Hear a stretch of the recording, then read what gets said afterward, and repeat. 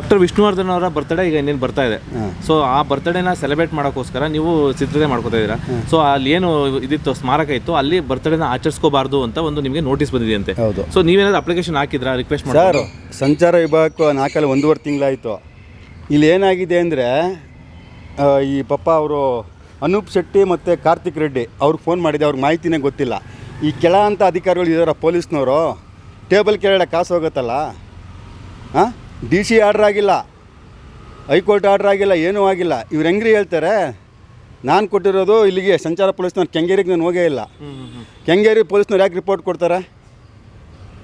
ನಾನು ಸರ್ಕಾರದ ಆರ್ಡ್ರು ಮತ್ತು ಹೈಕೋರ್ಟ್ ಆರ್ಡ್ರ್ ಇದ್ದರೆ ನಾನು ಹೋಗಿ ಮಾಡೋಕ್ಕಾಗಲ್ಲ ಕಾರ್ಯಕ್ರಮ ಅಲ್ಲಿ. ಇವ್ರು ಹೆಂಗೆ ನಂಗೆ ನೋಟಿಸ್ ಕೊಡ್ತಾರೆ ಅಂದರೆ, ಇದ್ರ ಹಿಂದೆ ಅಭಿಮಾನ್ ಸ್ಟುಡಿಯೋ ಮಾಲೀಕರ ಕೈವಾಡ ಇದೆ. ಅದಿರಲಿ, ಅವ್ರು ಮಾಡ್ಕೊಳ್ಳಿ. ಇದೊಂದೇ ಅಲ್ಲ, ದೊಡ್ಡ ದೊಡ್ಡ ಮಟ್ಟದಲ್ಲಿ ಮಾಡ್ತಾವ್ರೆ. ಅದು ಯಾವ್ದು ಪೊಲೀಸ್, ಸಣ್ಣ ಪುಟ್ಟ ಪೊಲೀಸ್ ನಂಗೆ ತಲೆ ಕೆಡ್ಸ್ಕೊಳ್ಳಲ್ಲ. ಅದ್ರ ಬಗ್ಗೆ ಬಿಡ್ರಿ, ಬೇರೆ ವಿಷಯ ಏನು ಬೇಕು ಕೇಳಿ. ಸೊ ಇವಾಗ ಏನು ನಡೀತಾ ಇದೆ? ಕೋರ್ಟಿಂದ ಪರ್ಮಿಷನ್ ಸಿಗ್ತಾ? ಇವಾಗ ನೋಡಿ ಅಮ್ಮ, ಅರಣ್ಯ ಇಲಾಖೆ 22/8/2025 ಕಂದಾಯ ಇಲಾಖೆಗೆ ಅಭಿಮಾನ್ ಸ್ಟುಡಿಯೋ ಮಾಲೀಕರು ಅಭಿವೃದ್ಧಿಪಡಿಸಿಲ್ಲ. ನಾವು 2015 ಇದು ಮಾಡಿದ್ವಿ, ಇವಾಗಲೂ ಮಾಡ್ತಾಯಿದ್ದೀವಿ, ನಮ್ಗೆ ಅನುಮತಿ ಕೊಡಿ ಹೊಸಪಡಿಸ್ಕೊಳ್ಳೋಕ್ಕೆ ಅಂತ ಒಂದು ಪ್ರಸ್ತಾವನೆ ಸಲ್ಲಿಸುತ್ತೆ.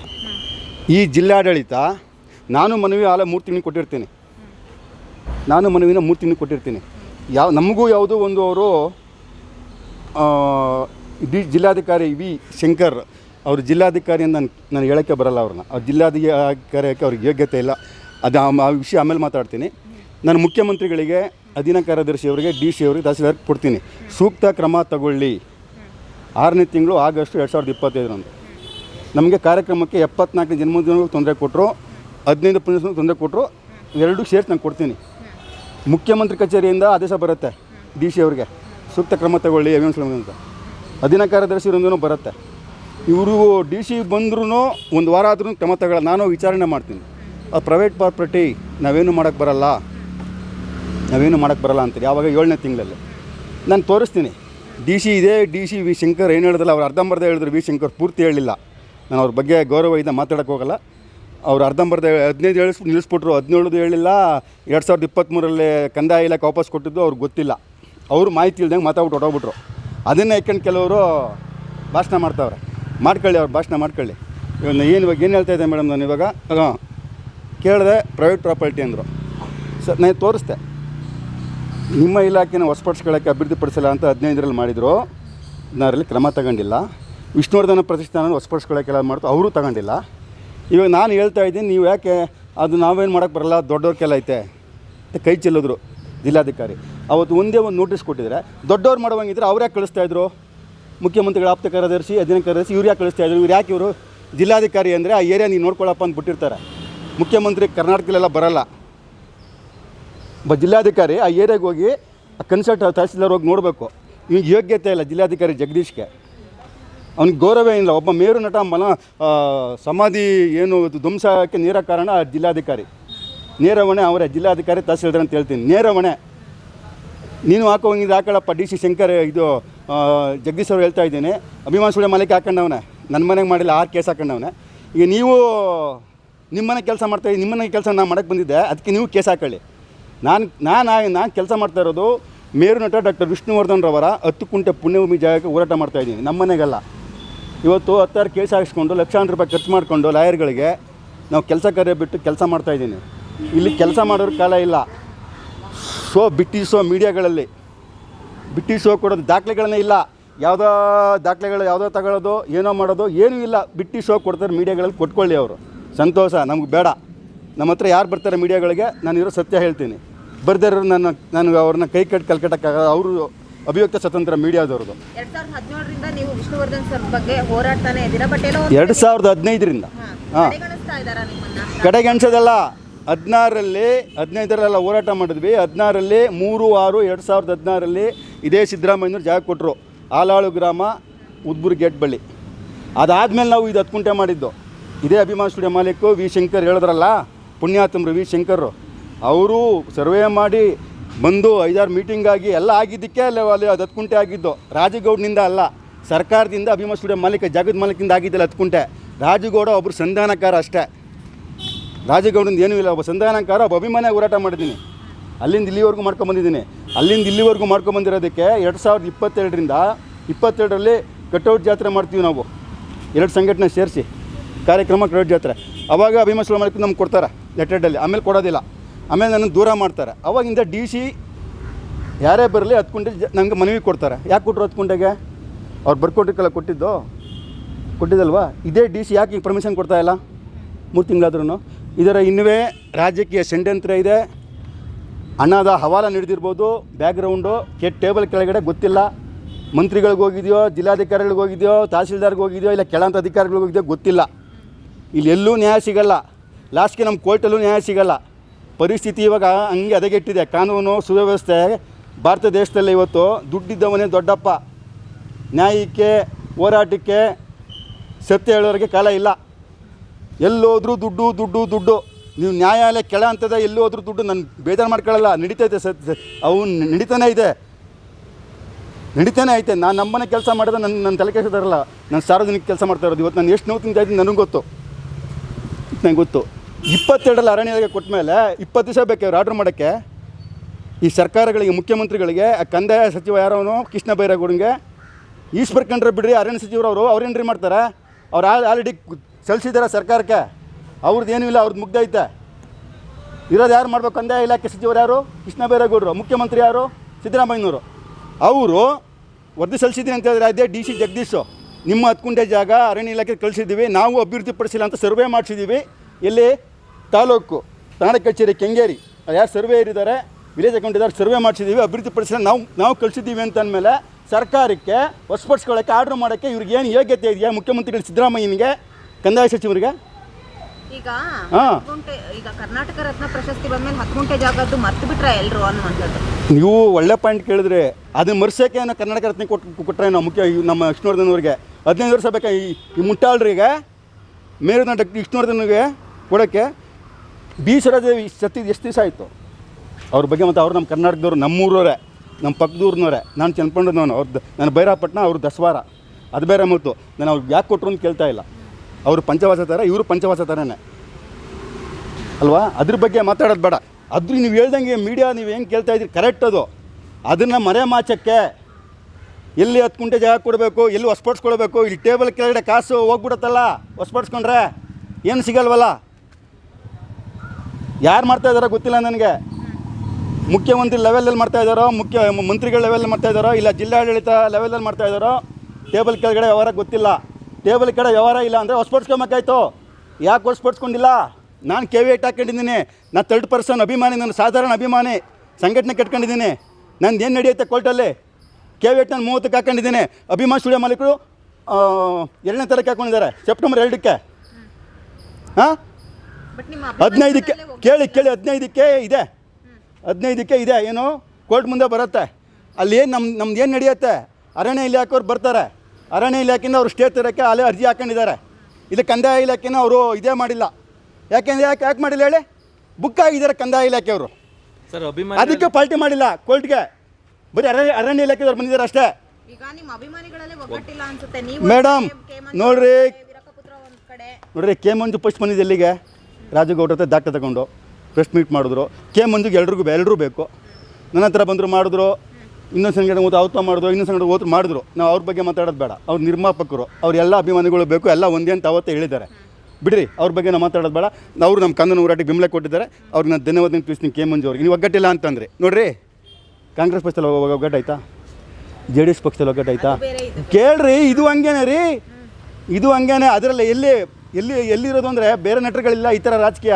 ನಮ್ಮ ವಿಷ್ಣುವರ್ಧನ್ ಅಭಿಮಾನಿಗಳಿರೋದು ರಾಜಕೀಯ ಗೊತ್ತಿಲ್ಲ. ಇವತ್ತು ಮನೆಯವರು ನಮಗೆ 2015ರಲ್ಲಿ ಬೆಂಬಲ ಕೊಟ್ಬಿಟ್ಟಿದ್ರೆ ಈ ಸಂಘಟನೆಗಳು ಯಾರು ನಾವಾಗಿ ಇನ್ನೊಬ್ಬಲ್ಲಿ ಉತ್ಪತ್ತಿ ಆಯ್ತಿರಲಿಲ್ಲ. ಬೇರೆ ನಟರುಗಳ ಬಗ್ಗೆ ಯಾರು ಹಿಂಗೆ ಕಿತಾಡ್ತಾ ಇದ್ದಾರಾ? ಅಧ್ಯಕ್ಷರು ಇಲಾಖೆ ಹೇಳಿ ಮನೆಯವ್ರು ಬೆಂಬಲ ಕೊಟ್ಟಿದ್ರೆ ನಾವು ಯಾರು ಉತ್ಪತ್ತಿನೇ ಇಲ್ಲ. ಇವತ್ತು ನಾನು ಸೇರಿ ಉತ್ಪತ್ತಿನೇ ಇಲ್ಲ. ಮೇಡಮ್ 2016 ಹೋದರೆ ಇಲ್ಲಿವರೆಗೂ ಅದ್ರ ಬಗ್ಗೆ ಚಕಾರ ಎತ್ತಿರಲಿಲ್ಲ. 2023ರಲ್ಲಿ ಕೋರ್ಟ್ ಹೇಳ್ತು ಮನೆಯಿಂದ ಲೆಟ್ರ್ ತಗೊಬನ್ನಿ ಅಂತ. ಲೆಟ್ರ್ ಕೇಳಿದ್ರೆ ಕೊಟ್ಟಿಲ್ಲ. ನಾನು ಆಯಿತು, ಇಬ್ಬರು ಸಂಘಟನೆ ಡಾಕ್ಟರ್ ವಿಷ್ಣು ಸೇನಾ ಸಮಿತಿ, ನಾವು ವಿಷ್ಣು ಸೇನಾ ಸಂಘಟನೆ ಟ್ರಸ್ಟ್ ಇಂಪ್ಲೀಡ್ ಆಗಿದ್ವಿ. ವಿಷ್ಣು ಸೇನಾ ಸಮಿತಿ 1/2 ಎಕರೆ ಇದು ಮಾಡಿದ್ರೆ ಕೋರ್ಟು ನಾವು ಹಂಗೆಲ್ಲ ಥರ್ಡ್ ಪಾರ್ಟಿ ಕೊಡೋಕ್ಕೆ ಬರೋಲ್ಲ ಅಂತ ವಜಾ ಮಾಡ್ತು. ನಮ್ದು 10 ಕುಂಟೆ ಸರ್ಕಾರದ್ದು ಅಭಿಮಾನ ಮಾಲೀಕರು ತೋರಿಸಿದ್ವಿ. 10 ಕುಂಟೆ ಉಲ್ಲೇಖ ಮಾಡಿ ಈ ಏನು ಡಿ ಸಿ ವಿ ಶಂಕರ್ ಹೇಳಿದ್ರಲ್ಲ 2 ಎಕರೆ ಐತೆ ಅಂತ, ಆ 2 ಎಕರೆ ಇದೇ ಕಂದಾಯ ಅಧಿಕಾರಿಗಳು 10 ಕುಂಟೆನೂ ಕೊಡ್ದಂಗೆ ನಮಗೆ ಅಲ್ಲೂ ದುಡ್ಡು ತಿಂದವ್ರೆ. ನಾನು ನೇರವಾಗಿ ಆರೋಪ ಮಾಡ್ತೀನಿ. ಅದಕ್ಕೆ ಅವ್ರಿಗೂ ಉತ್ತುಂಬರಾಗಿದ್ದರೆ ಕಂದಾಯ ಇಲಾಖೆ ಬಿಡಪ್ಪ 10 ಕುಂಟೆನಾರು ಮಾಡಿಕೊಟ್ಟು 2 ಎಕರೆ ವಾಪಸ್ ಕೊಡುವ. ಇವು ಟೇಬಲ್ ಕೆಳಗಡೆ ಹಂಗಾರೆ ತಗೊಳ್ಳಿ ಕಾಸು, ನಮ್ಗೆ ಬೇಡ. 10 ಕುಂಟೆನಾರು ಮಾರ್ಕೊಂಡಿದ್ರೆ ಕಂದಾಯ ಇಲಾಖೆ ನಾನು ಧನ್ಯವಾದ ತಿಳಿಸ್ತಾ ಇದೆ. ಅಲ್ಲೂ ಇದಕ್ಕೆ CID ತನಿಖೆ ನಡೀಲೇಬೇಕು. ಅಧಿಕಾರಿಗಳು ಶಾಮೀಲಾಗಿದ್ದಾರೆ. ಅಭಿಮಾನ್ ಸುಲೇಮಾನ್ ಕುರಿತು ನಾನು ನೇರವಾಗಿ ಆರೋಪ ಮಾಡ್ತೀನಿ. 2023 ಹೈಕೋರ್ಟಲ್ಲೂ ಅನ್ಯಾಯ ಆಯ್ತು ನಮಗೆ. ಅದಕ್ಕೆ PIL ಹೋದೆ, PIL ಹೈಕೋರ್ಟ್ ವಜಾ ಮಾಡ್ತು, ನಾವು ಹಿಂಗೆ ತಗೊಳಕ್ಕಾಗಲ್ಲ ಜಮೀನು ಅಂತ. ಸರಿನಾ? ಎಷ್ಟು ವ್ಯವಸ್ಥೆಗಳು ಕೇಸು ಯಾರು ಕೇಸ್ ಆಗಿದ್ದಾರಪ್ಪ? ಕೆಲವು ಮಾಧ್ಯಮಗಳಲ್ಲಿ ಹೇಳ್ತಾರೆ ನಮಗೆ ಅಭಿಮಾನ್ ಸುಳ್ಯ ಮಾಲೀಕರು ಇಂಜೆಕ್ಷನ್ ಆಡ್ತಿದ್ದಾರೆ ಅಂತ. ನೀವು ಕೇಳಬೇಕಾಯ್ತು, ನೀವು ಮೀಡಿಯಾದಾಗ ಕೇಳಬೇಕು. ಇಂಜೆಕ್ಷನ್ ಆಡೋದು ತೋರ್ಸಪ್ಪ, ಇಂಜೆಕ್ಷನ್ ಆಡ್ತೋ ಎಲ್ಲಪ್ಪ ಎಷ್ಟು ಕೇಸ್ ಹಾಕಿದ್ದು ಕೇಳಬೇಕಂದ್ರೆ ಮೀಡಿಯಾ ಮುಂದೆ ಬೊಗಳ್ತಾರಲ್ಲ ವಾಣಿಜ್ಯ ಮಂಡಳಿಯವರು. 1.5 ವರ್ಷ ಆಯ್ತು ಅವ್ರಿಗೆ ಮನವಿ ಕೊಟ್ಟು 20 ಕುಂಟೆ ಇದನ್ನ ಅವರಿಗೆ NM ಸುರೇಶ್ಗೆ ಅವ್ರು ಹೋಗಲಿಲ್ಲ, ಮುಖ್ಯಮಂತ್ರಿ ತಕ್ಕ ಹೋಗಲಿಲ್ಲ. ಯಾರೇ ರಾಮುಲು ಅಂತೆ, ನರಸಿಂಹುಲು ಅವರು ದಾಖಲೆ ಬೇಕು. ದಾಖಲೆನ 20 ಸೆಂಟ್ ಕೊಡೋಕೆ ನಂಗೆ ಹಣೆ ಬರ. ನೀವು ವಾಣಿಜ್ಯ ಮಂಡಳಿ ಸರಿ ಇಲ್ಲ, ನೀವು ಕೆಲಸ ಮಾಡಲ್ಲ ವಿಷ್ಣುವರ್ಧನ್ ಬಗ್ಗೆ ನಾನು ಡೇಟ್ ಕೊಟ್ಟಿದ್ದೀನಿ, ವಾಟ್ಸಪ್ಪಲ್ಲಿ ಕಳಿಸ್ತೀನಿ, ನಾನು ತಗೊಂಡೋಗಿ ಕೊಡಿ. ನನ್ನ ಕರಿಬೇಡ್ರಿ, ನೀವು ಯಾರನ್ನಾರು ಕರ್ಕೊಂಡೋಗಿ ದಾಖಲೆ ನಾನು ಕೊಡ್ತೀನಿ. ಹೋಗಲಿಲ್ಲ. ಈಸ್ಪರ ಕಂಡ್ರೆ ತಗೋತಾರೆ. ಈಸ್ಪರ ಕಂಡ್ರೆ ಏನು ಮಾಡ್ತಾರೆ? ಮುಖ್ಯಮಂತ್ರಿ ಕಳಿಸ್ತಾರೆ ಅಷ್ಟೇ. ಅವ್ರೇನು ಮಾಡ್ತಾರೆ? ಮಾಡಬೇಕಾಗಿರೋದು ಕಂದಾಯ ಇಲಾಖೆ. ಅರಣ್ಯ ಇಲಾಖೆ ಯಾರಿಗೆ ಕಳಿಸಿದೆ? ಹೇಳಿ? ಕಂದಾಯ ಇಲಾಖೆಗೆ. ಕಂದಾಯ ಇಲಾಖೆ ಯಾಕೆ ಕೆಲಸ ಮಾಡಲಿಲ್ಲ? ಇದರ ಹಿಂದೆ ಷಡ್ಯಂತ್ರ, ರಾಜಕೀಯ, ಹಗರಣ ಅಂತ ಏನು ಹೇಳ್ತಾರೆ ಟೇಬಲ್ ಕೆಳಗಡೆ, ಇದೆಲ್ಲ ನಡೆದಿದೆ ಅಂತ ನಾನು ನೇರವಾಗಿ ಕಂದಾಯ ಇಲಾಖೆಗೆ ಆರೋಪ ಮಾಡ್ತೀನಿ. ಇವತ್ತು ಸಮಾಧಿ ಧ್ವಂಸಾಗಕ್ಕೆ ನೇರವಾಗಿ ಜಿಲ್ಲಾಧಿಕಾರಿನೇ ಹೊಣೆ, ಜಿಲ್ಲಾಡಳಿತ ಹೊಣೆ. ಅದ್ರಲ್ಲಿ ತಾಲೂಕು ಆಫೀಸ್ ಆಗ್ಬೋದು, ಎಲ್ಲ ಆಗ್ಬೋದು, ಎಲ್ಲ ಸೇರ್ಕೊಂಡಿರ್ತಾರೆ. ಇಲ್ಲಿ ಜಿಲ್ಲಾಧಿಕಾರಿ ಮಾಡಿದಾರೋ, ಕೆಳಹಂತದ ಅಧಿಕಾರಿಗಳು ಮಾಡಿದಾರೋ, ಯಾರು ಟೇಬಲ್ ಕೆಳಗಡೆ ಮುಳುಗೋಗಿದ್ದಾರೋ ಗೊತ್ತಿಲ್ಲ. ಸಮಾಧಿ ಧ್ವಂಸ ಆಗಿದ್ದು ಅವ್ರ ಕಾರಣನೇ. ಸರ್ಕಾರ ಮೇಯ್ನು ಮುಖ್ಯಮಂತ್ರಿ ಕಚೇರಿಯಿಂದ ಬಂದಮೇಲೆ ಇವ್ರು ಸೂಕ್ತ ಒಂದು ಆದೇಶ ನೋಟಿಸ್ ಕೊಟ್ಟಿದ್ರೆ ಅಭಿಮಾನ್ ಸುಳ್ಯ ಮಾಲೀಕ ಡಮಲ್ ಸಾಕ್ತಿರಲ್ಲ. 6ನೇ ತಿಂಗಳು ನೋಟಿಸ್ ಕೊಟ್ಟಿದ್ರೆ ನಾವು ತನಿಖೆ ಮಾಡ್ತಾಯಿದ್ದೀವಿ ಕೊಟ್ಟಿದ್ರೆ ಅವ್ರು ಭಯ ಬಿದ್ದು ಏನು ಮಾಡಿದ್ರು, ಡಮಲಿಸ್ಟ್ ಮಾಡ್ತಿರಲಿಲ್ಲ.